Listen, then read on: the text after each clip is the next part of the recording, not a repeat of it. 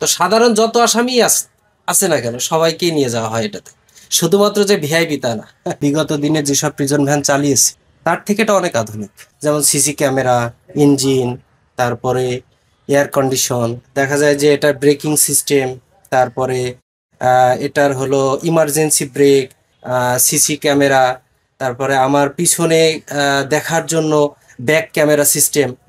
তো এগুলো অনেক আপডেট আর কি, যেগুলো বিগত দিনে ছিল না। অনেকেই হয়তোবা এটা ভাবছেন যে এটা সাধারণত এই ভিআইপিদের জন্য, না মূলত এটা না, সকল সাধারণ আসামিদের জন্যই ব্যবহার করা হয়।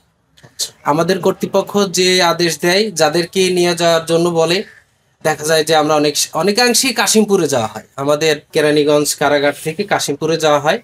তো সাধারণ যত আসামি আছে না কেন সবাইকেই নিয়ে যাওয়া হয় এটাতে।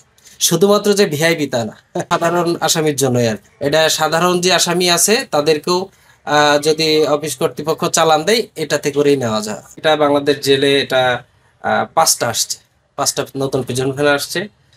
2টা সাধারণত আমাদের ঢাকা কেন্দ্রীয় কারাগারে, 2টা কাশিমপুর কেন্দ্রীয় কারাগারের জন্য, একটা চট্টগ্রাম কেন্দ্রীয় কারাগারের জন্য। তো এখন আপাতত 5টাই আমাদের কেরানীগঞ্জ কেন্দ্রীয় কারাগারে আছে।